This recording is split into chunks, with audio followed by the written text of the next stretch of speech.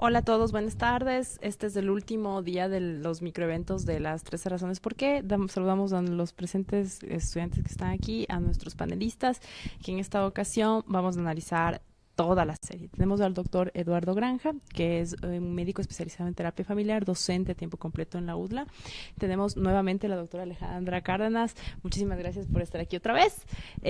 La persona nueva aquí es el doctor José Gabriel Terán, quien no ha participado en nuestros microeventos con anterioridad. Entonces, él es graduado en la Universidad Pompeu Fabra en España, y nuevamente tenemos al doctor Diego Oviedo, a quien les damos las gracias.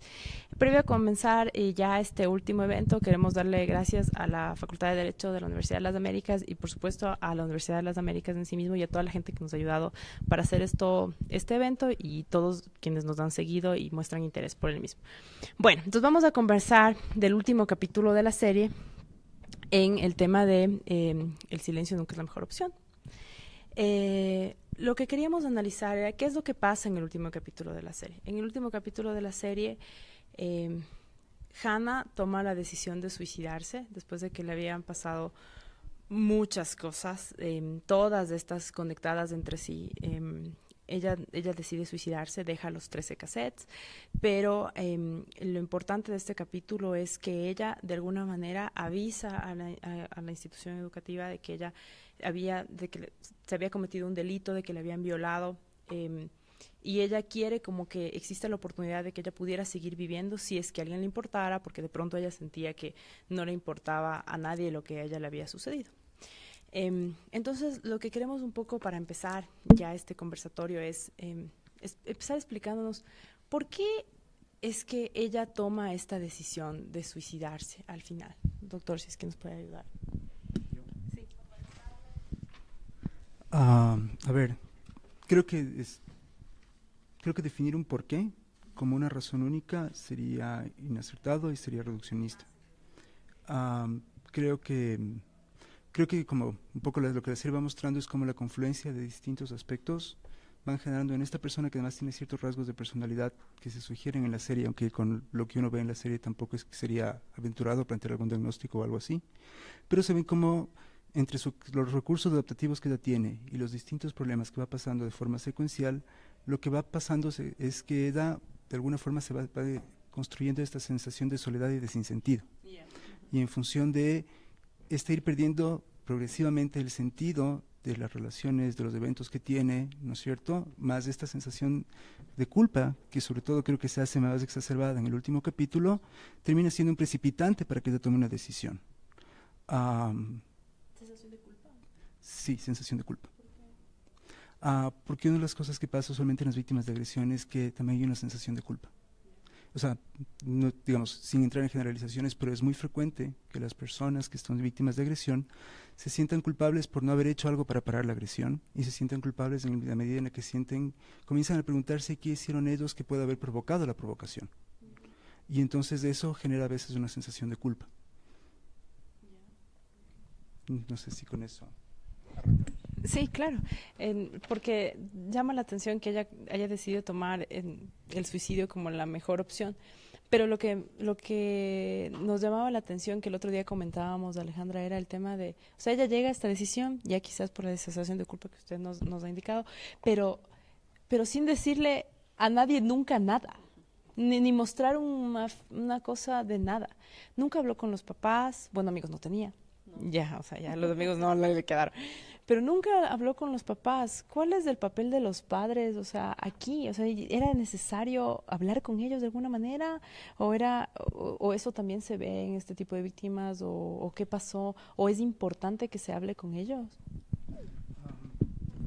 A ver, creo que ahí es interesante debería que analizar como con detalle qué pasa entre el vínculo que tiene la persona con sus padres, que en general tiene que ver con todo el espectro vincular. Un primer elemento que pasa en ese momento del ciclo de vida en la adolescencia es que la figura de los padres pierde relevancia frente a los pares. Entonces la red de apoyo primaria se comienzan a ser los pares por la edad en la que se encuentra. Entonces generalmente hay un distanciamiento con los padres, que es lo que se puede ver en la serie. Si bien no es que tenga una relación, no es que esté en una familia disfuncional, no es que tenga una mala relación con los padres, pero hay esta sensación de distanciamiento. Hace un rato sobre el tema de la culpa, no creo que la culpa es un precipitante, pero no es la causa del suicidio. O sea, en eso me recordaba una frase, no me acuerdo del autor, que planteaba que El asesino o el psicópata se mata a sí mismo repetidamente y el suicida mata a todos de una vez.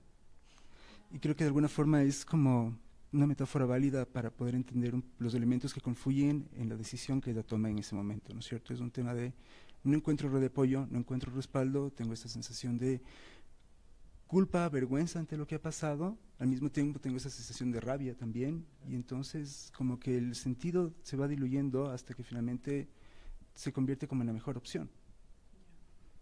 Y claro, al no existir tampoco una red de apoyo paralela entre los pares, ¿no es cierto? La relación con los pares no es que sea mala, pero tampoco tiene tanta fuerza, y eso creo que sería tema de toda una discusión, porque no creo que sea un problema particular de esa familia, creo que es un problema particular quizás del contexto social contemporáneo, en el tiempo de relación que tienen entre los padres, los canales de comunicación, y también la red de estímulos que tienen que enfrentar los adolescentes y las presiones.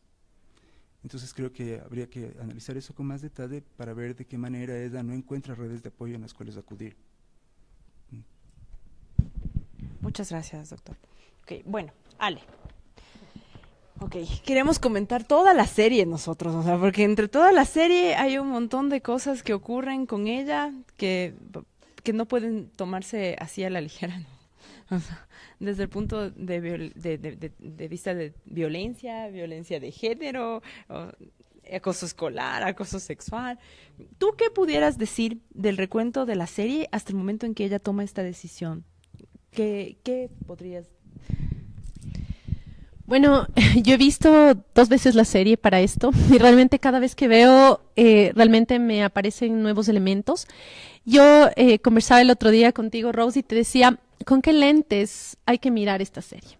¿Qué lentes te invita la serie a ponerte? Y creo que te invita a ponerte muchos lentes y a analizar desde distintas perspectivas. Analizar las perspectivas desde los pares, desde las redes sociales, analizar desde la perspectiva de género, es decir, cómo se construye lo femenino, lo masculino, cómo se construye la adolescencia en un contexto del siglo XXI rodeado de redes sociales, rodeado de el Facebook, el Twitter, el Instagram, y a pesar de que tienes esa sensación de compañía permanente, estás totalmente solo. Hay un capítulo que a mí realmente es de los que más me golpea muchísimo, y es el capítulo en el que ella le habla al basquetbolista alto, se me fue el nombre. A Zach. Ese capítulo donde ella empieza todo este proceso de las funditas donde iban poniendo los mensajes, y Zach empieza a esconderle los mensajes a ella porque no quería, o sea, le quería golpear a ella, y para eso le hacía sentir que nadie la tomaba en cuenta, y por eso ella no tenía recados. Resulta que ella le hace una trampa a Zach y le escribe una carta a Zach donde le dice cómo ella se sentía y por qué él estaba privando de esa sensación que, si bien era un ejercicio de clase, para ella era súper importante recibir los mensajes. Y le escribe una carta a Zach. Y cuando ella sale y ve que Zach coge la carta, Zach arruga la carta y la bota, ella exactamente habla de esa desolación en la que ella se encuentra. Y finalmente ella escribe en una servilleta del Café Monet, en la servilleta ella dice, ¿y qué pasa cuando en este punto estamos totalmente solos y no tenemos a nadie? Y la profesora dice, la profesora lee eso en público, como era anónimo, no sabía quién era, y dice, esto no le pasa solo a usted, le puede pasar a muchas personas. Y Hannah no quería ser evidente, sino que esperaba que Zach fuera el que diga que es Hannah la que estaba escribiendo. Es decir, Hannah de alguna manera, con los recursos que tenía, buscó apoyo, nunca de sus padres, y eso sí es algo que como que llama la atención y creo que invita a pensar que siempre, bien o mal, aunque hay esta disparidad de los padres desde el núcleo más cercano y quién pueden apoyarte, pero realmente Hannah evidencia esta desolación frente a esta situación.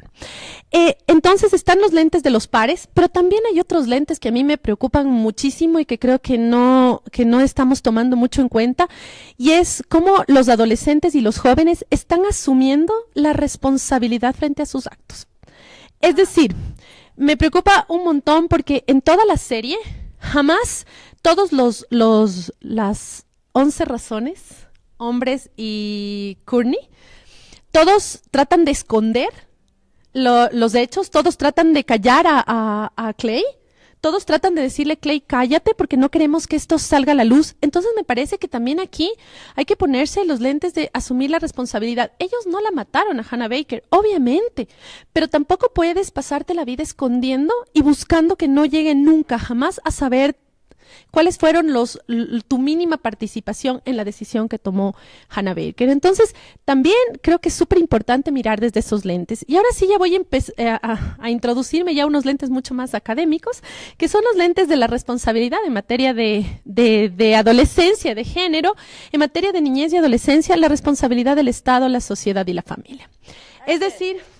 No, es que te voy a contar los últimos, los lentes de la sociedad, porque me parece también que los lentes de la escuela, que tiene el psicólogo de la escuela, exacto, esos lentes son, bueno, ya ahí sí ya más bien corto ya para entrar a la responsabilidad jurídica desde el enfoque generacional.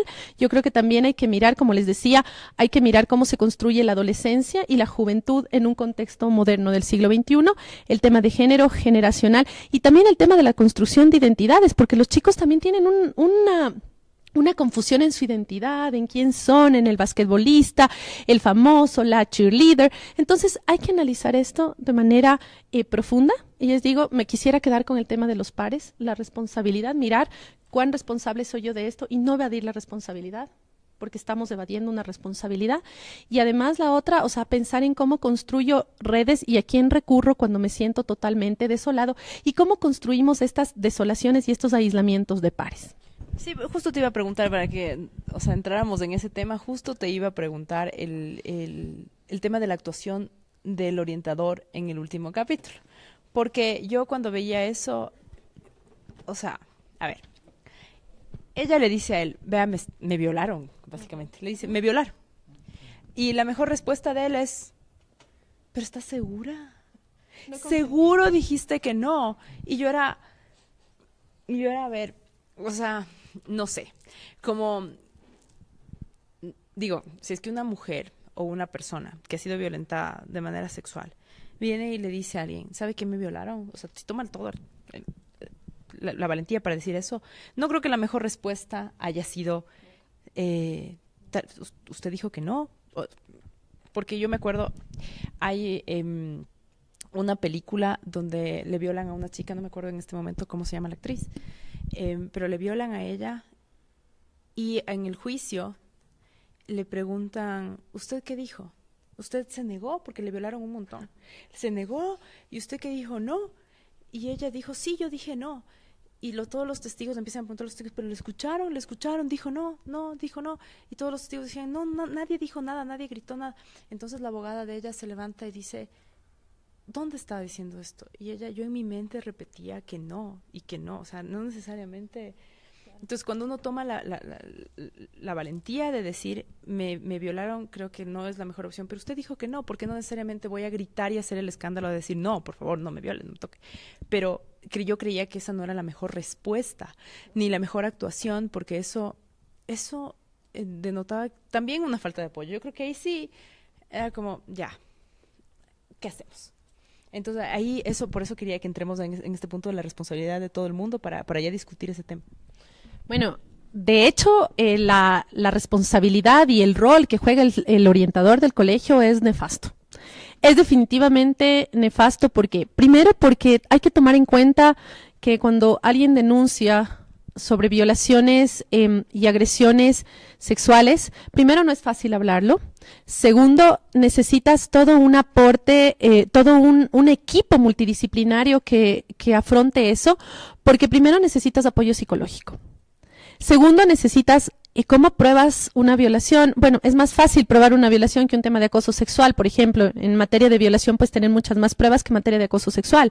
Pero de todas maneras, la idea nunca es decirle no y ándate, sino ahí necesitábamos una intervención multidisciplinaria, mínimamente un acompañamiento jurídico. Estas son batallas que no solo se pueden dar desde lo jurídico.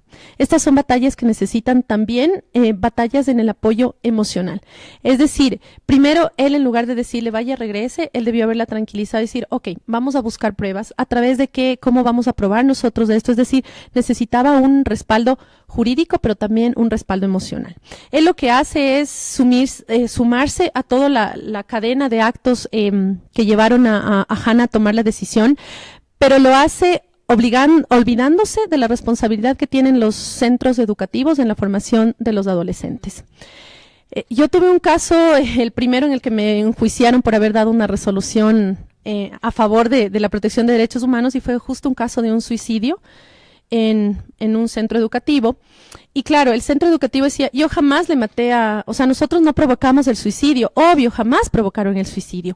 Pero ¿qué pasaba con este chico? Este chico se sentía muy presionado por las notas. Esta persona se sentía muy presionada por las notas, estaba viviendo un divorcio de sus padres, era un adolescente, vivió un divorcio de sus padres, y el colegio únicamente, el centro educativo se centraba únicamente en el apoyo psicológico, no pensando en la situación emocional que estaba viviendo el chico, sino que únicamente se estaban basando en hacerle orientación vocacional. Logramos descubrir ciertos test psicológicos que le habían hecho al chico, y se veían cosas como, ¿cómo te sientes cuando miras a una familia? Y él decía, envidio a la familia. ¿Cómo te sientes ante un profesor totalmente burro? ¿Cómo te sientes frente a situaciones en el tema de retos de la vida? No tengo ninguno. Es decir, yo, que no soy psicóloga, me estaba evidenciando que ese chico estaba pidiendo ayuda a gritos.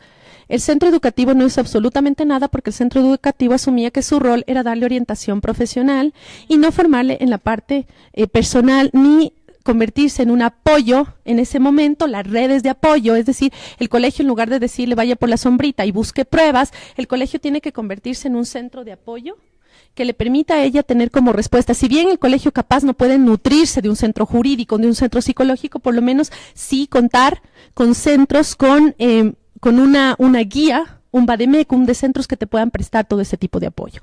Entonces es nefasta el rol que juega el orientador del colegio, dando lugar a una omisión bastante grave en el tema de no prestarle a ella atención, de no prestar atención a una denuncia, de no prestar atención a una denuncia entre dos estudiantes del colegio, la víctima y el agresor. Entonces, definitivamente está incumpliendo la corresponsabilidad que como sociedad tiene en el desarrollo integral de las personas. ¿Cómo debió haber actuado el psicólogo? ¿O cómo se aconsejaría que actuó? ¿Qué debió haber hecho? Aquí hay algunas cosas. Número uno, yo no creo que el orientador es psicólogo. Y además, muchas veces en los colegios los orientadores no son psicólogos. O muchos de los orientadores o de las personas que trabajan en los espacios de orientación son psicólogos educativos. Es decir, su enfoque no es clínico. Su enfoque tiene que ver con los ámbitos académicos. ¿Sí?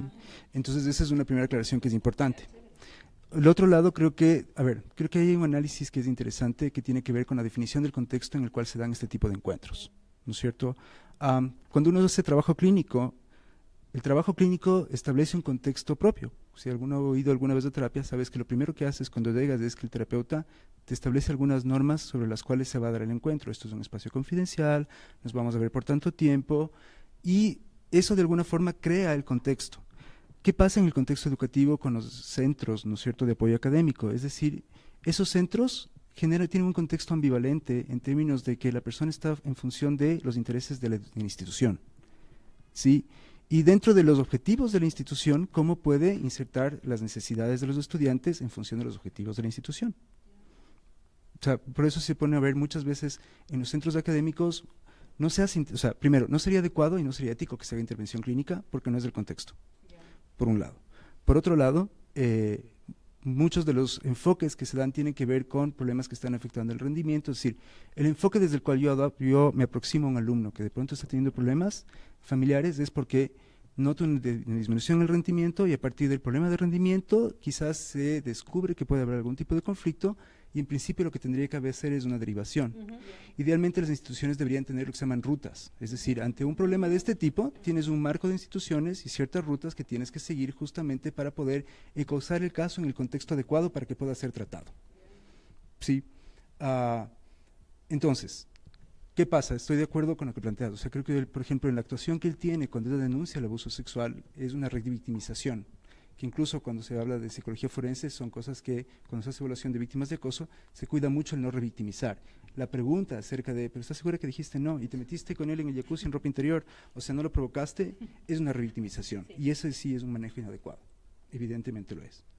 Por otra parte, a mí la duda que me quedaba en ese entonces, y hacía referencia, no me acuerdo a qué capítulo, en el que él denota que él venía de otra institución donde el problema principal tenía que ver con la cuestión de actos violentos, portaje de armas, tráfico de sustancias. Entonces, ¿en qué medida también su enfoque o su demanda hacia la institución, ¿no es cierto?, es cuidar aspectos que tienen que ver con los posibles delitos que pueden cumplir los adolescentes, y en esa perspectiva él no está actuando en ese momento como una red de apoyo, sino como alguien que está tratando de identificar cuál es el nivel de riesgo que tiene la institución frente a esta denuncia. Es decir, él no está pensando en ella, está pensando en la institución. Y en esa medida probablemente habría que analizar de qué medida, de qué manera la institución establece ese contexto para que esta persona opere. Sí, al margen de que sí hay errores técnicos en la aproximación, o sea, igual, al margen del contexto que plantea la institución, hay formas más adecuadas de manejar el tema. Yo sí creo que él se equivoca mucho, sobre todo desde una perspectiva de género, ¿no es cierto? Desde la perspectiva de género, la embarra. Sin embargo, por eso creo que es importante analizar todo el conjunto, porque, a ver, en cierta medida yo sí creo que las instituciones educativas a ratos se complicitan por omisión. Es decir, al no saber cómo abordar un problema, lo que hacen es simplemente lo acallan, y al acallarlo, de alguna forma están complicitándose con ese tipo de problemáticas. Y creo que es algo que pasa con mucha frecuencia. Y creo que de alguna forma es lo que se evidencia en este aspecto de la serie. No sé si con eso respondo. Haber dicho eso, entonces vamos al tema de, veamos la responsabilidad de la entidad desde el punto administrativo, desde el punto de vista civil, veamos, recojamos todo, para ver si es que en realidad de alguna manera la institución educativa tuvo alguna incidencia en lo que pasó y tuviera responsabilidad por lo que pasó, porque le están siguiendo un proceso. Sí, claro. O sea, están en un proceso, bueno, no sabemos cómo se manejará en los Estados Unidos, pero en el Ecuador iniciaría con un proceso administrativo. Entonces, en esta medida, dentro del proceso administrativo, cabría una responsabilidad tomando en cuenta que toda la red de cosas que le sucedieron a ella fueron por alumnos de la propia institución. Siempre. Le ocurrieron cosas dentro y fuera de la institución que eso en realidad no tiene mucha importancia en la medida en que la institución haya sabido de lo que estaba ocurriendo, como aparentemente parecería, porque hubo poemas, hubo publicaciones, hubo fotografías que circularon en el colegio. Entonces eso queremos dilucidar, y ahorita está el punto de la actuación del orientador. No sabemos si es que esa actuación directa habrá sido el detonante del suicidio, pero parecería que esa actuación también hizo parte de. Entonces, en ese sentido, ¿la institución sería responsable?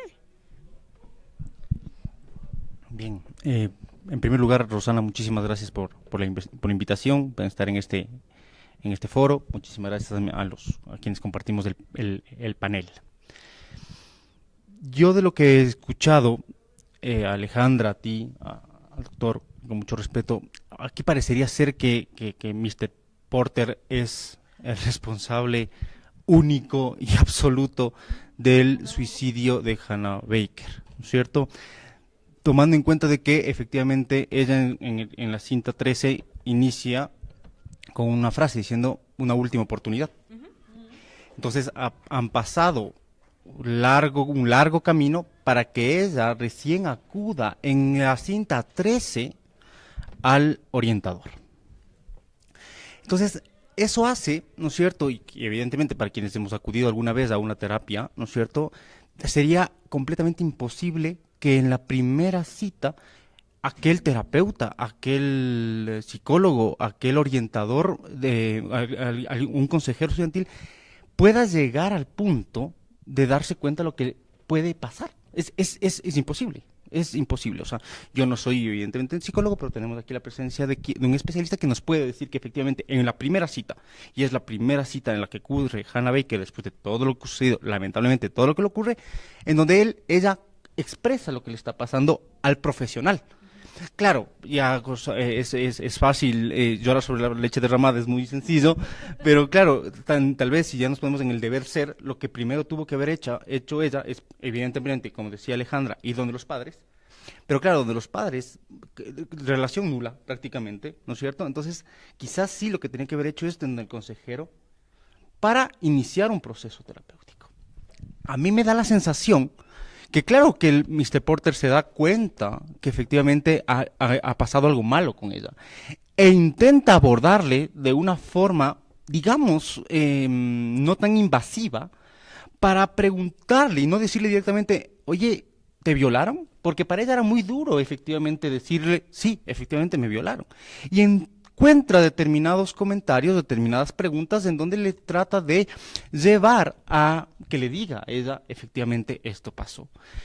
Que el protocolo de actuación del consejero estuvo equivocado, pues efectivamente nuestro panelista nos ha dicho, ¿verdad? Yo no podría hacer un juicio de valor con respecto a su actuación, ¿de acuerdo? Lo que sí me parece, ya entrando en materia en la pregunta tuya, Rosana, lo que me parece a mí que efectivamente no se genera un protocolo de actuación, o mejor dicho, la serie no deja ver si efectivamente hay un protocolo de actuación. El Estado ecuatoriano sí que a través de la Autoridad Educativa Nacional, en este caso el Ministerio de Educación, ha planteado un protocolo a seguir en esta actuación, en el sentido de que en cualquier centro educativo, sea este privado, fiscomisional o público, frente a una situación de posible conocimiento o sospecha, se activa el protocolo. Se activa el protocolo para seguir una hoja de ruta, como muy bien dice el doctor, ¿no es cierto? Una hoja de ruta que permite efectivamente llevar adelante la investigación. Y es más, se puede ahí sí buscar responsabilidades a aquel que omita, retarde u obstruya el proceso investigativo de una sospecha o de un conocimiento de un posible infracción penal, que estaríamos hablando de cosas importantes, o también de una afectación a la persona en su integridad física. Claro, el primer paso que determina, por ejemplo, en este caso, ¿verdad? En el acuerdo del Mineduc, ¿no es cierto?, del 2016, pues efectivamente el primer paso que determina es tomar información de eso. Tener una comunicación asertiva. ¿Qué es una comunicación asertiva? ¿No es cierto? La comunicación asertiva es esa actitud que tiene una persona al expresar su punto de vista de manera clara, ¿verdad? Y totalmente respetuosa del interlocutor. Claro, luego es poner en conocimiento de los pares, como decía Alejandra, ¿no es cierto? O sea, hay que comunicar a los docentes, hay que comunicar a la familia, hay que comunicar a los estudiantes, para ver qué está sucediendo en esa actuación. En este sentido, la actuación del consejero, ¿no es cierto?, no deja ver la serie. No sé si habrá una segunda temporada o una tercera temporada para saber si Mr. Porter se puede defender, porque aquí lo que parece es que el señor consejero está acusado de todos los males. Entonces, lo que yo sí creo que podemos advertir o inferir es que lo que pasaría es que efectivamente él lo que sí tenía que hacer es llevar adelante un protocolo de actuación, ¿no es cierto? De hecho, y entrando un poco más en materia, en el Estado ecuatoriano, tomando en cuenta que la educación, ¿no es cierto?, que la educación se entiende como un derecho de los ciudadanos, pero además como un deber inexcusable del Estado en toda la vida de esa persona. Y por lo tanto estamos dentro de un aspecto, dentro de un ambiente educativo en donde pasamos mucho tiempo y donde pueden surgir N cosas, y por lo tanto se entiende que debe existir un departamento de consejería estudiantil, liderado por un profesional. Pero claro, ¿quién es el profesional? ¿Un trabajador social? ¿Un psicólogo? Eso me parece que es una cosa que el Estado ecuatoriano debería regularlo mejor y determinar una consejería. Hay una parte importante en la que hay una conversación, me parece, si no es en la cinta 1, en la cinta 2, en la que dice que efectivamente Mr. Porter con la otra profesora como que un poco se molestan porque dicen, ¿cuántos estudiantes tienes tú a tu cargo? La uno le dice 400 y el otro le dice como 300. Entonces, inmediatamente son 400 situaciones distintas, realidades distintas. ¿Cómo un profesor puede darse cuenta de lo que le está pasando a una persona ahí? ¿No es cierto? Entonces, en este sentido, también en este acuerdo se establece, por ejemplo, ¿no es cierto?, una tabla, ¿verdad? Por poner un ejemplo, si hay entre 450 y 675 estudiantes, un profesional. Entre 676 y 1125, 2 profesionales. Y 1126 y 1575, 3 profesionales. O sea, tiene que ser mandrake para darse cuenta lo que le está sucediendo. Yo solamente tenía una pregunta con respecto a tu observación. Lo que pasa es que verás que a ella le violaron. Sí, claro. Sí, ya. Ok, entonces le violaron. Y no sé cómo será, pero las mujeres cuando pasamos por un tema de, digamos, de acoso callejero ya. Cuando las mujeres pasamos por un tema de acoso callejero, yo sé que suena tonto, pero realmente a las mujeres nos da miedo regresar a ver y decirle cualquier cosa, nos da miedo, nos da vergüenza, o sea, realmente miramos a todos lados para ver si es que hay alguien que nos puede apoyar, que normalmente sea hombre, porque si encontramos otra mujer, nos quedamos, no. O sea, yo sé que eso suena muy mal, o sea, pero es lo que pasa, es lo que nos pasa. Entonces, si es solamente ante un acoso callejero la manera en la que reaccionamos así, con culpa, con vergüenza, con temor, y luego no es que llegamos a la casa y le decimos, qué bestia, me acosaron. Pasé por una parte y me dijeron, vos qué guapa que estás o cualquier otra barbaridad. Y yo le digo, feliz llego a mi casa y le cuento a alguien. O sea, nunca. O sea, creo que las historias de acosos que nosotras tenemos casi nunca salen a la luz, sino en conversaciones de amigas. Y de amigas cuando estamos, pero o sea, sí ya, pero sincerándonos hasta el final, ¿no? Entonces, sí, qué bestia, y sí, a mí sí me acosaron, a ti no te han acosado nunca, sí, a mí sí me acosaron, a ti no, nunca, sí, a mí sí. O sea, y todo el mundo le ha pasado, y después todo el mundo dice, pero no es que llegas en un contexto así. Entonces, cuando tú dijiste que ella debió haber buscado terapia, me llamó la atención porque no sé si es que luego de ese sentimiento de ira, no sé cómo se sentirá una persona que haya pasado por esto, pero luego ese sentimiento de ira, tu primera reacción racional sea buscar terapia. O sea, creo que la primera reacción que ella tuvo no le respondió. O sea, y ante eso creo que es valorable lo que ella hizo, pero no valorable lo que la escuela le devolvió. Porque, ¿qué harías tú, por ejemplo, si recibes... O sea, a mí me ha pasado, cuando yo he dado clases aquí, que mis alumnos a veces me cuentan cosas que yo tengo que, de alguna manera, actuar. O sea, hacer algo porque temas de acoso, temas familiares, temas de divorcios, temas de no sé qué, que vienen y tratan de contarme y me dicen. Entonces, de alguna manera les tengo que ayudar. Pero a lo que voy es, ¿qué pasaría si nos hiciéramos de la vista gorda? ¿Y qué pasaría si es que preguntáramos cosas que no debemos por cualquier cosa? O sea, sí. Entonces, por eso te preguntaba, porque lo que yo quería saber era, por ejemplo, en el Ecuador, ¿cuál es la primera reacción de una institución educativa? Tú dices como que conversar, o sea, ese es el protocolo. Sí. Eso dice el protocolo, conversar. Pero ¿cómo conversar? Porque ¿con quién? Porque si es que llegamos al punto de conversación, esta persona puede decir, o sea, vaya a terapia o vaya a lo que sea. Entonces, eso primero. Y luego, cuando se detecta uno de estos problemas, ¿qué es lo que hace? ¿Cuál es la segunda cosa? Por ejemplo, ¿qué hubiera pasado si es que esto se hubiera dado aquí? O sea, no en la universidad, sino me refiero en el Ecuador, en una institución educativa, como sí ha ocurrido, y que han ocurrido casos peores incluso. Entonces, ¿qué es lo que ha pasado? Sí, cuando yo mencioné el tema de que la reacción de ella habría sido buscar apoyo en un profesional, yo estaba hablando del deber ser, ¿no es cierto? En un ideal, ¿no es cierto? En un ideal. No estaba diciendo que es lo que ella tenía que haber hecho, ¿no es cierto? En este caso, fíjate, este acuerdo del Mineduc lo que determina es que aquí hay un nivel de confidencialidad y no divulgación. Por lo tanto, el profesional a quien tú te acercas, él tiene un deber de secreto.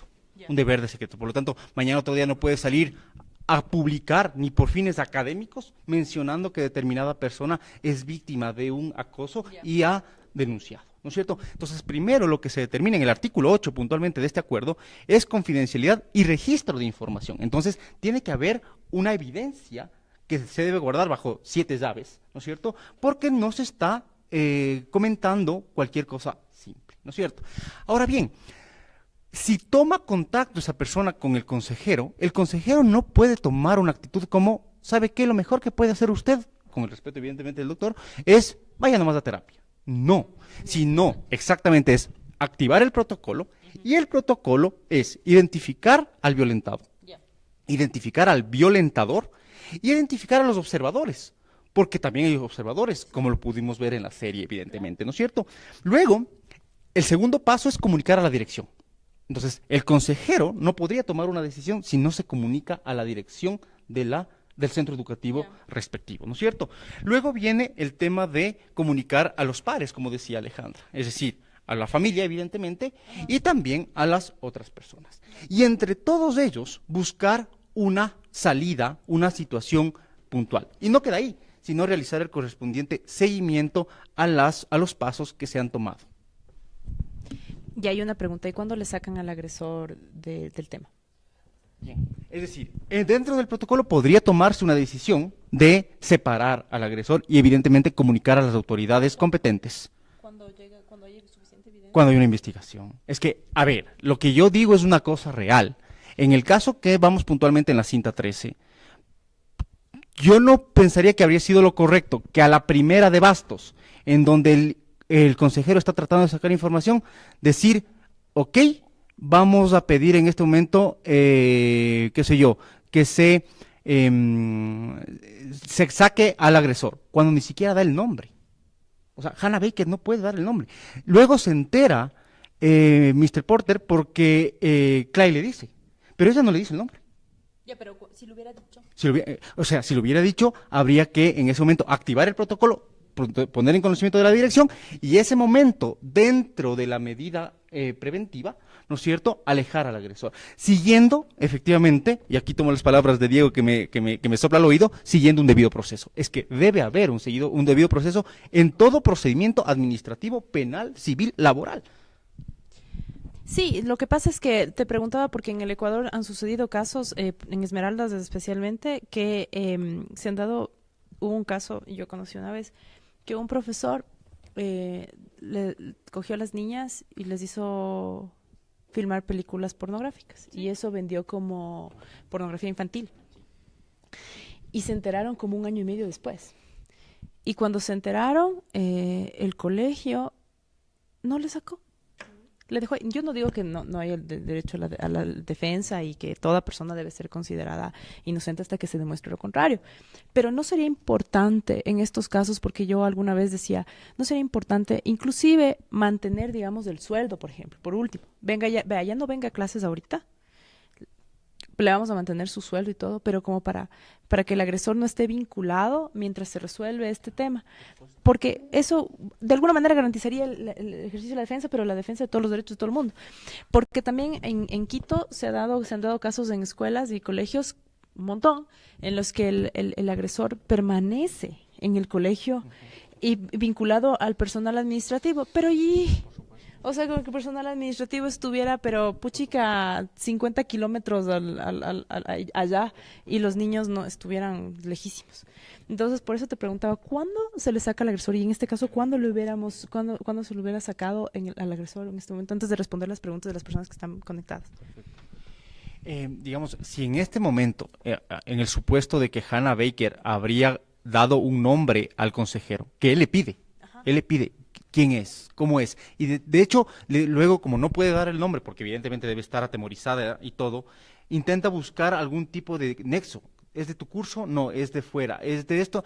O sea, intenta realmente, me da la sensación a mí que intenta realmente, pero si él habría dado el nombre, ¿no es cierto? El consejero lo que debía haber hecho en este momento, según el protocolo de actuación ecuatoriano, digamos, es poner en comunicación de la dirección, y entre un equipo multidisciplinar, porque aquí hay una atención integral, ¿no es cierto?, tomar la decisión, por ejemplo, de alejar al agresor, Pero claro, en un equipo multidisciplinar y la dirección tomando en cuenta que él O sea, esa instancia tendría que ser la adecuada. Porque si vamos acá al acuerdo, la labor de este organismo del Departamento de Consejería Estudiantil es de apoyo, no es de toma de decisiones. Entonces, ¿quién va a tomar la decisión? La dirección. Solamente querían hacer una puntualización antes de pasar a la responsabilidad. Yo solo quería hacer 3 puntualizaciones frente a la intervención de José, súper bien. O sea, además felicitaciones porque realmente cuando uno ve esas cosas del Ministerio de Educación dice, estamos caminando. Cuando yo trabajaba en ese tema no había nada. Nos tocaba ir a golpear la puerta, ahora golpeas la puerta pero golpeas con una norma que te respalda. Pero yo creo que frente a eso yo quisiera hacer 3 puntualizaciones y es primero la sensibilización en materia de género y generacional. Es decir, no siempre las personas que están al frente y recibiendo este tipo de denuncias tienen una conciencia de género. En muchos casos te dicen, pero así les toca a las mujeres. Vaya, dese la vuelta y así ha sido. Si llego y yo cuento un tema de una opción sexual diversa, no, pero ¿quién te manda a ti a no seguir la ruta que manda la vida? Es decir, y recién me pasó a mí buscando un colegio para mi hijo, que cuando yo pregunté cuál es la perspectiva de género, casi me saltaron al cuello y me dijeron, para nosotros no hay género, para nosotros solo hay sexo masculino y femenino. Hoy, siglo XXI, con una madre que realmente se muestra feminista, progénero, y así me dijeron. Entonces, el tema de quién es la autoridad que está ahí. También tenemos que pensar que aquí estamos hablando de un enfoque súper importante, que es el enfoque generacional, y que estamos hablando de niños, niñas y adolescentes que pertenecen a un grupo de atención súper prioritaria, donde entra en juego un principio llamado interés superior.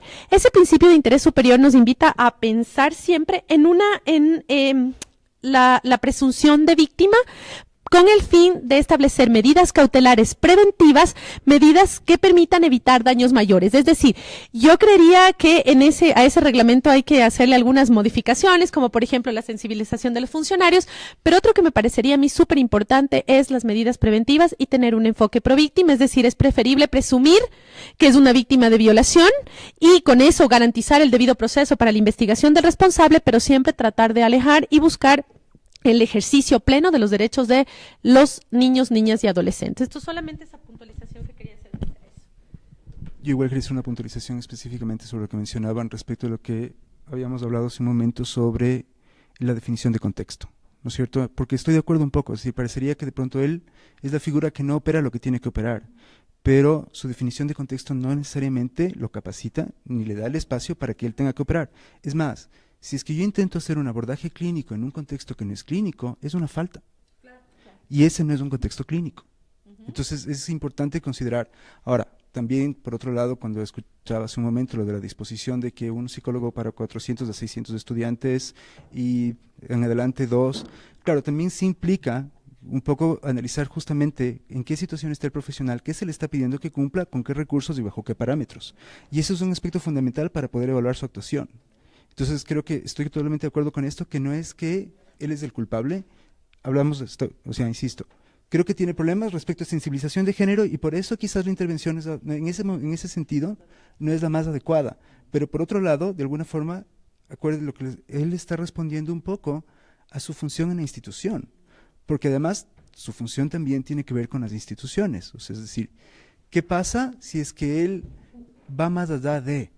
¿No es cierto? ¿Qué pasa si es que ante eso él intenta hacer algún tipo de intervención para la cual o puede ser que no está del todo capacitado o puede ser que no es adecuado respecto de la definición de espacio en lo que él puede hacer? O sea, entonces, a ver, y cuéntame, y yo comienzo a indagar en aspectos personales, ¿no es cierto? Cuando tampoco ha sido la demanda de él en ese momento. O sea, también yo estoy en cierta medida siendo invasivo, si es que me ando por ese lado, ¿no es cierto? Por otro lado, ante una demanda sí hay que tener una capacidad de contención emocional mayor de la que se tiene, pero al mismo tiempo, por otro lado, entiendo el susto que supone y esto cómo repercute en la institución si salta que hay un escándalo de abuso sexual. Entonces, son muchas cosas que de alguna forma se expresan en la posición que esta persona ocupa en ese momento y que de alguna forma lo que mencionaba, ¿no es cierto?, tienen que ver en general con cómo está definido este tipo de problemáticas desde el manejo de cada uno de los actores que están involucrados. O sea, ¿cuál es el lugar, cómo el colegio aborda esos problemas? ¿Cuáles sus políticas frente a manejar? ¿Están o no están acatando las normas del ministerio? ¿Cómo se le ha definido este profesional que tiene que actuar en estos casos? ¿No es cierto? ¿Existen los comités? O sea, porque las hojas de ruta muchas veces están en el papel y en la práctica. No. Entonces, claro, tengo una hoja de ruta en el papel, pero en la práctica no existe. Y entonces, ¿cómo yo puedo operar, cómo yo puedo actuar adecuadamente si es que de alguna forma el terreno termina siendo muy incierto? para todos. Y creo que eso es uno de los aspectos que de alguna forma también se develan, y creo que en ese sentido es importante, porque creo que se vuelve incierto, porque los temas incómodos se ocultan. Y al estar ocultos bajo la mesa, entonces por eso es que los recursos para poder responder a ellos terminan postergándose. Esa es una opinión personal. Ok, muchísimas gracias. A ver, Diego, entonces recojamos toda la serie, todo el contexto, todo lo que hemos hablado, toda la ley. ¿Habría responsabilidad civil? ¿Tendría que pagar el colegio una indemnización a los padres, como la mamá de Clay está pretendiendo? Bueno, muchas gracias primero por la invitación. Tengo la oportunidad de participar por segunda vez en este conversatorio y veo cuán importante es el derecho y cuán importantes son las ciencias sociales y cómo las ciencias sociales se van complementando. Y acá creo que para todas las personas que nos están viendo y para los alumnos que están cada día en clase, tienen que abrir la mente, y el derecho se nutre precisamente. Ahora tenemos en el panel a un profesional de otra rama, no necesariamente un abogado, que nos ha ayudado mucho con su conocimiento para nosotros poder entender ciertas cosas que tal vez desde nuestra perspectiva estrictamente jurídica, estrictamente legal, no tenemos esa visión para realizar ese tipo de análisis. Creo yo que también es importante volver a repetir para las personas que no tuvieron la oportunidad de escuchar el otro día que pude participar en el conversatorio sobre el tema de la responsabilidad civil. Partíamos de un ejemplo la semana anterior y precisamente la responsabilidad civil busca que alguna persona que se le ha generado un daño tenga que responder a aquella persona que generó ese daño. Y precisamente para analizar todo eso es necesario remitirnos al Código Civil ecuatoriano. Rosana me ha pedido que ahora tratemos de sintetizar y lleguemos a una conclusión, si de todas estas 13 razones se podría o no imputar responsabilidad civil a el colegio en el que estudia Hannah Baker. El artículo 2214 del Código Civil nos dice que el que ha cometido un delito o cuasi delito, que ha inferido daño a otro, está obligado a la indemnización, sin perjuicio de la pena que le impongan las leyes por el delito o cuasi delito. Es importante señalar también que el artículo 2220 del mismo Código Civil dice que no solo se tiene que responder por el hecho propio, es decir, yo no solo voy a responder por el daño que pueda causar a una persona, sino que también están llamados a responder las personas que estuvieren a su cuidado. Y aquí precisamente establece en el inciso tercero del artículo 2220, dice: así los jefes de colegios y escuelas responden del hecho de los discípulos, mientras están bajo su cuidado, y los artesanos y empresarios del hecho de sus aprendices o dependientes. ¿Qué nos dice el último inciso de este artículo? Pero cesará la obligación de estas personas si con la autoridad y el cuidado que su respectiva calidad les confiere y prescribe, no hubieran podido impedir el hecho. Y aquí voy a hacer mi análisis desde el punto estrictamente civil. Vamos a excluir el tema del suicidio y la responsabilidad penal que podría acarrear todo eso. Vamos a hacer un análisis netamente desde el punto de vista civil. Si nosotros leemos este artículo, necesariamente tenemos que entender por qué una persona responde por el hecho de otra. Lo lógico sería que si yo cometo un daño a una persona, yo agredo a una persona, sea yo que tenga que responder. Pero ¿por qué tiene que responder el jefe de un colegio, como dice el código, el director de un colegio? Vamos a tratar de utilizar un lenguaje más actual. ¿Por qué tiene que responder el jefe de un colegio o el colegio en sí por el hecho de sus maestros? El fundamento jurídico de esto lo encontramos en la denominada culpa invigilando. ¿Cuál es la culpa invigilando? La culpa invigilando es la falta de vigilancia que tienen las personas de aquellas que están bajo su cuidado. Entonces, dentro de esta culpa invigilando, claramente podemos establecer que se podría de alguna manera establecer algún tipo de responsabilidad a las personas que están bajo el cuidado de esta chica por no haber ejercido esa especial atención que debía tener en cuanto a todos los problemas que ella estaba pasando. Eso si nosotros hacemos un análisis de qué es la culpa invigilando y quién tiene que responder. Pero ahora, me voy a ceñir exclusivamente a lo que dice o ha dicho la ex Corte Suprema de Justicia en cuanto a sus fallos para que pueda existir o pueda configurarse el tema de la responsabilidad civil extracontractual, que es el caso que nos amerita en este análisis. ¿Qué ha dicho la Corte al respecto? La Corte ha señalado que para que pueda haber responsabilidad civil extracontractual tienen que reunirse o configurarse principalmente 3 elementos. ¿Cuál es el primero de ellos? Que el hecho o acto sea contrario a las normas legales o reglamentarias, que en este caso creería que se cumple. Que haya dolo, culpa u otro factor determinado por la ley. Podríamos decir que acá no hay dolo, porque Mr. Porter, ¿no es cierto?, no es que tiene un ánimo de rogar un perjuicio. Podríamos hablar de que existe una culpa de él. Vamos a ver si es que se configuran los 3 elementos. Y el tercer elemento, que para mí es el más complicado para poder establecer responsabilidad civil extracontractual, es que haya una relación de causalidad, es decir, haya un vínculo de causalidad entre el hecho o acto ilícito y el daño. Y aquí precisamente es donde nosotros encontramos que es un elemento que no configuraría el tema de la responsabilidad para que el colegio tenga que responder por ese daño. Y voy a argumentar mi posición. La doctrina dice que el enunciado de la responsabilidad o del nexo de causalidad parece sencillo, pero en realidad es uno de los más complicados de poder demostrar. ¿Por qué es uno de los más complicados de poder demostrar? Porque yo dentro de responsabilidad civil tengo que ver cuál es el hecho que generó el daño. Y acá si nosotros analizamos toda la serie, no hay un solo hecho. Hay varios hechos que han generado el daño y dentro de esos hechos deberíamos nosotros determinar cuál es el que motivó para que Hannah Baker proceda a tomar esta terrible decisión de suicidarse, de quitarse la vida. Para nosotros poder analizar cada uno de esos hechos, debemos necesariamente acudir a lo que la doctrina señala como la teoría de las causas.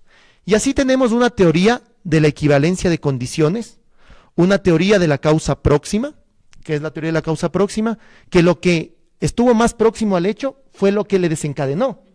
Si nosotros vamos por esta teoría, el señor Porter ya tiene que pagar absolutamente todo, responsabilidad civil extracontractual, el colegio está fregado. El señor Porter totalmente responsable del hecho, si nosotros aplicaríamos esta causa.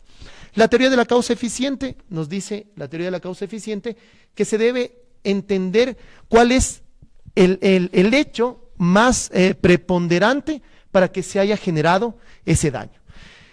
Ha sido muy criticado por parte de la doctrina porque ¿quién determina qué es la causa eficiente? En este caso hay un montón de causas, el tema de la violación puede ser una de las causas, no es la más próxima, pero pudo haber sido una de las que generó. Y la teoría que es aceptada mayoritariamente por nuestra jurisprudencia y también por la doctrina es la teoría de la causalidad adecuada. ¿Cuál es esta teoría de la causalidad adecuada? Que precisamente el examen que tendría que hacer el juzgador, con todo el apoyo de las otras ciencias que tendrían que aportar para poder determinar esta situación, determine cuál de estas causas, estas 13 razones que hemos tenido dentro de toda esta serie, ha sido la determinante para que ella tome la decisión. Y dentro de mi análisis que he realizado luego de ver los 13 capítulos de la serie, es complicado poder llegar a determinar cuál fue la causalidad adecuada.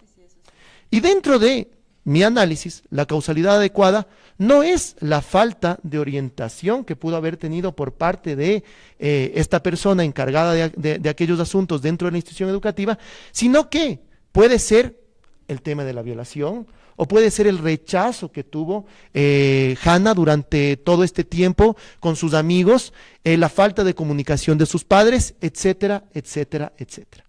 Entonces, si nosotros unimos todo este rompecabezas para poder determinar el tema de la responsabilidad civil, a mi criterio creería que no se cumple este nexo de causalidad con el señor Porter, y sería muy complicado también de que cumpla en cuanto a la institución educativa, porque si nosotros leemos el artículo que señalé anteriormente, nos dice que no haya podido impedir la escuela. Y realmente la escuela, ¿cómo puede impedir el tema de un suicidio ya estrictamente hablando desde la responsabilidad civil propiamente dicho. Yo sé que la doctora Cárdenas aquí nos va a contradecir, así que tengo que preparar la artillería pesada. Pero muy bien, yo no le veo el tema que podía, como tomando las palabras del doctor Terán, yo no veo que en una cita, ¿no es cierto?, la escuela haya podido determinar o activar un protocolo en ese momento, separar a la persona. Ese tipo de situaciones creería yo que son un poco más complicadas. Pero voy más allá, y yo en el anterior conversatorio señalaba que es necesario hacer una revisión a nuestro libro cuarto del Código Civil, y específicamente al tema de la responsabilidad civil extracontractual. Porque como ya había señalado anteriormente, el factor de atribución de responsabilidad civil, es decir, para que una persona responda civilmente a otra, tiene o se basa principalmente en la culpa. La piedra angular es la culpa. Y si nosotros efectivamente en el Ecuador iniciamos un proceso por daños y perjuicios en contra de la institución educativa, yo como abogado de la difunta, en representación de sus padres, de Hannah Baker, tendría que demostrar la culpa con que la institución educativa ha actuado dentro de este proceso para poder generar la responsabilidad. Y creo yo que en ese momento sí es algo bastante complicado que se pueda llegar a demostrar dentro de este proceso. Tomando en cuenta lo que dije anteriormente, la teoría de las causas, ¿sí?, que es el punto neurálgico dentro de la responsabilidad civil que se debería analizar en este caso. Muchas gracias, doctor Oviedo. Nos queda claro. Solamente tenía una pregunta con respecto al acoso escolar o bullying. El acoso escolar no es una cosa que sucede un día, sino sucede reiterativamente un montón de tiempo, y ya es progresando, ¿no? O sea, empecé, te empujé, luego ni sé qué, te pegué, luego ya, bueno. Ha habido instituciones educativas donde empezaron con el tema de me caes mal, una niña, me caes mal, tú me caes mal, y todos los niños empezaron a hacerle la ley del hielo. Y así, y siguió todo el tiempo así, y nadie nunca hizo nada. Entonces lo que yo quería preguntar es, en el caso de acoso escolar, fuera de Hannah Baker, si es que la entidad educativa no hiciera algo, o no tuviera un protocolo de actuación en casos de acoso escolar, ¿sería responsable de las cosas que sucedan? Y eso para responder a la pregunta que nos habían hecho también, de qué pasa cuando las instituciones caen en omisión. En un capítulo ella escribe anónimamente un mensaje de soledad y frustración, pero las autoridades lo toman como algo trivial. En esa aula no había más de 20 personas. ¿Qué hizo? ¿Lo informó, tomó acciones? Porque eso pregunto. O sea, si es que no hay un protocolo de actuación frente al acoso escolar o frente a estas situaciones, también se cae en una omisión. ¿Podría ser responsable en ese caso por esa situación en particular? Yo creo que acá también vemos algo que es importantísimo, que el derecho se vuelve multidisciplinario, ¿no?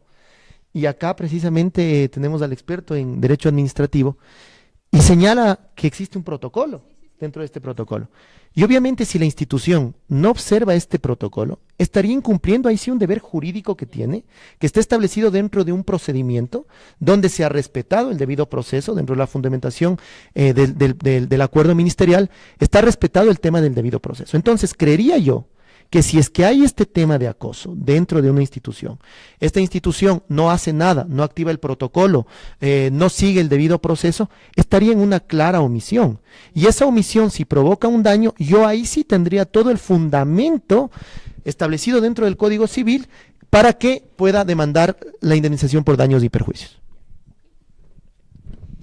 Muchísimas gracias. Sí, claro.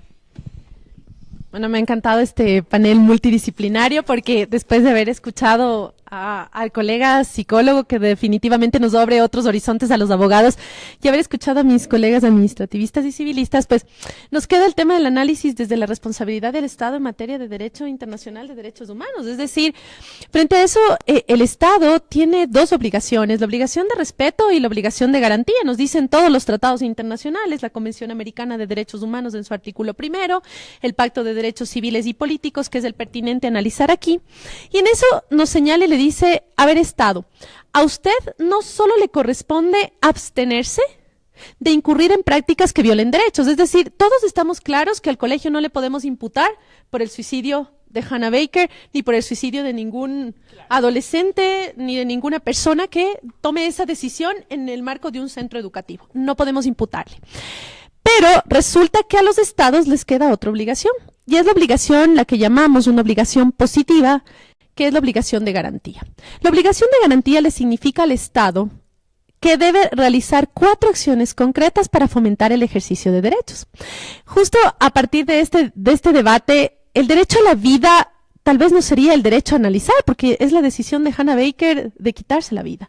Pero hay un derecho que sí permanentemente lo vemos vulnerado, violentado y menoscabado, y es el derecho a la integridad personal.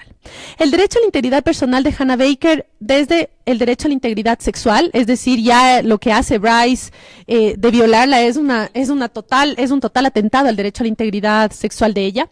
El derecho a la integridad emocional lo vienen haciendo permanentemente sus compañeras. Lo hace Courtney cuando ya descubren en la foto que ellas se toman besándose que es Hannah, porque primero no sabían quién era, luego descubren que son Hannah y Courtney para no caer, a pesar de que ella era lesbiana, no toma la decisión de asumir su identidad lésbica, sino que trata de desembarazarse de esa situación y dice, no, es que es Hannah con la otra compañera, Wendy creo que se llama, no recuerdo ahorita el nombre, e inventa que es Hannah y empieza la presión de los amigos así como, ¿no quieres tener un trío con nosotros? Las dos más, este chico sexy, guapo. Entonces, la integridad psicológica y la presión emocional a Hannah Baker es permanente.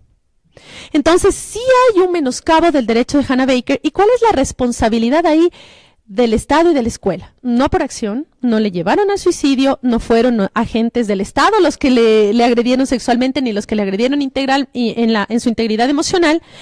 Pero, ¿qué es lo que debía hacer el colegio? Y que no nos muestra hasta el capítulo 13, pero por ejemplo, lo primero que debes hacer es los colegios están obligados a hacer prevención.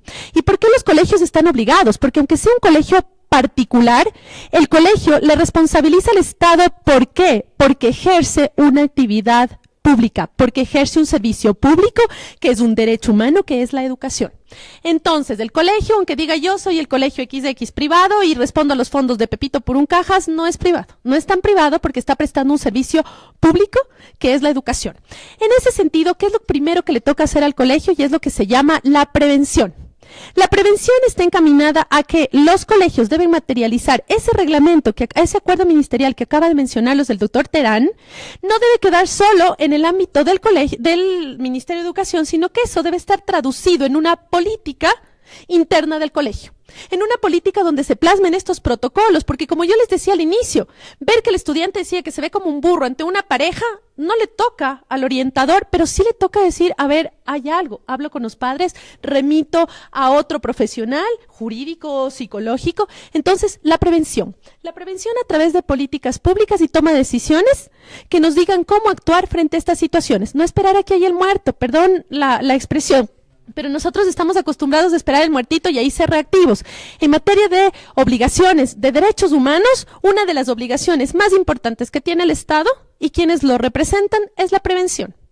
Prevención, y además, otra de las ramas de prevención, y lo ha dicho permanentemente la Corte Interamericana de Derechos Humanos en este sentido, es que la prevención también está encaminada a eliminar aquellas barreras culturales que causen situaciones de discriminación. Es decir, el colegio en su interior también debió haber trabajado el tema de una prevención hacia la discriminación de género.